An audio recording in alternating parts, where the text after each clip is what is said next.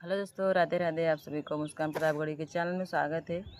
तो आप लोग कैसे हो? आशा करते हैं अच्छे होंगे, स्वस्थ होंगे। तो आज हम लाए हैं बहुत ही प्यारा सा, बहुत ही छोटा सा नाच गीत आप सबको सुनाएंगे। तो वीडियो को फुल वॉच करिएगा और कमेंट बॉक्स में बताइएगा गाना कैसा लगा। अच्छा लगे तो लाइक करिए, कमेंट करिए, चैनल को सपोर्ट करिएगा।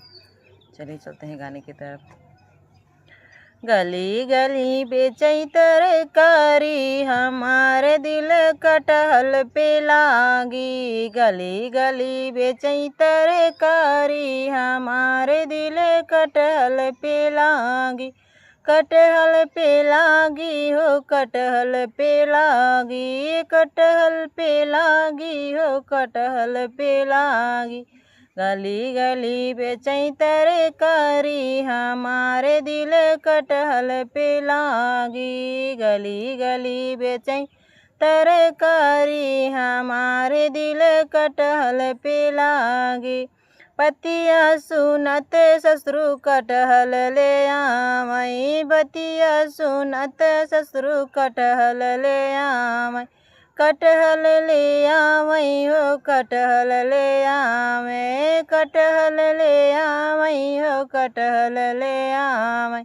सासू ना भुजई तरकारी, हमारे दिल कटहल पे लागी।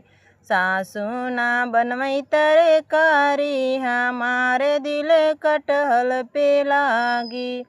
गली गली बेचई तरकारी, हमारे दिल कटहल पे लागी। कटहल पे लागी हो, कटहल पे लागी। गली गली बेचई तरकारी, हमारे दिल कटहल पे लागी।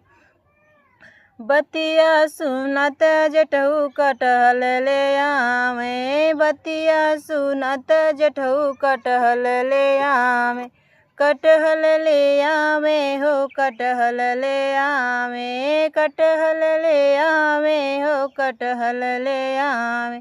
जेठनी ना भुजई तरकारी, हमारे दिल कटहल पे लागी। जेठनी ना भुजई तरकारी, हमारे दिल कटहल पे लागी। कटहल पे लागी हो, कटहल पे लागी। गली गली बेचई तरकारी, हमारे दिल कटहल पे लागी। गली गली बेचई तरकारी, हमारे दिल कटहल पे लागी।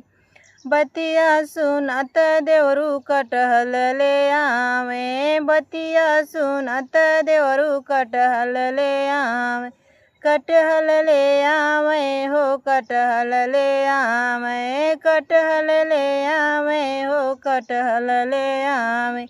ननदी ना भुजई तरकारी, हमारे दिल कटहल पे लागी।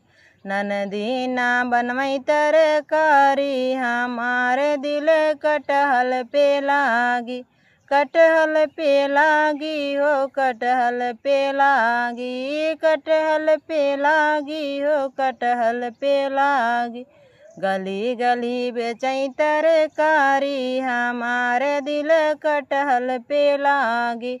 गली गली बेचई तरकारी, हमारे दिल कटहल पे लागी। चलिए दोस्तों, मिलते हैं अगले वीडियो में। तब तक लिए राधे राधे।